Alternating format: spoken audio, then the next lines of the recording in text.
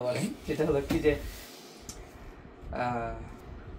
Editing করব, হয়তো বা এডিটিং, হয়তো বা বিভিন্ন রকম দাভেঞ্চি হবে বা বিভিন্ন রকম এর জন্য কোরিয়া প্লাস বাংলাদেশে গেলে আবার কোরিয়া থেকে আসলে মানে চাওয়া আসা করাতে আমি পিসি নিয়ে যেতে পারবো না, ওই জন্য আমি ম্যাকবুক প্রো ক্রয় করেছি।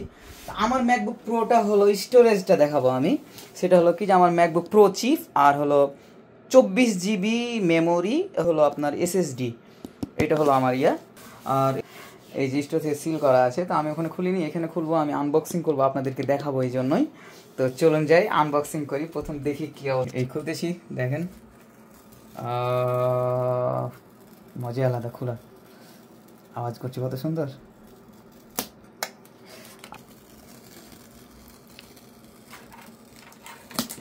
ও ও সেই মজা লাগছে, এখন মালের ওজন আছে। ওয়াও, তারপরে তুলি এটা উপরে, এটা আমি যেটা আছে ব্ল্যাকটা নিয়েছিলাম আসলে, ম্যাকবুক প্রো যেটা ব্ল্যাকটা কেন জানি আমাকে ভালো লাগে।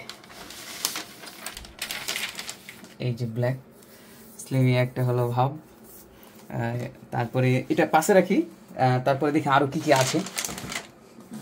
এটাতে আছে এই যে আপনার কেবল টাইপ সি বা টাইপ সি কেবল থাকে, যেটা ম্যাগসেপ কেবল বলা হয় এটাকে, ম্যাগসেপ, এটা দিলে ওখানে ম্যাগসেপে কাজ করে একদম। তারপরে হলো যে এর ভিতরে কি আছে দেখি, ও চার্জারও আছে, এটা দরকার নেই। এই যে চার্জার, এটা সম্ভবত 70 ওয়াটের চার্জার যতটুকু আমি জানি, তাও থামেন আমি একটু ওপেন করে দেখি। তো আনবক্সিং এর ফার্স্ট এক্সপিরিয়েন্স খুব ভালো লাগলো, অনেক ভালো লাগলো জিনিসটা। আর অ্যাপলের, যেহেতু অ্যাপলের মাল দেখতে ভালোই লাগছে, আমি একটু খুলে দেখাই আপনাদেরকে। খুলতে হয় এই দিক থেকে, এই যে দেখেন, ও এটা উঠাই তারা উঠাবো।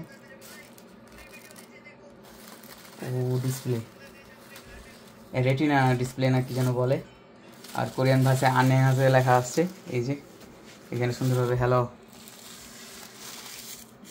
দেখার মজাই আলাদা। ওকে, আরও পুরো ডিটেলস ভিডিও নিয়ে আসবো ইনশাল্লাহ এই ম্যাকবুক প্রো, ইনশাল্লাহ দেখতে থাকেন। পরবর্তী ভিডিওতে আবারও দেখা হবে ইনশাল্লাহ। এই বলে আমি শেষ করছি। লাইক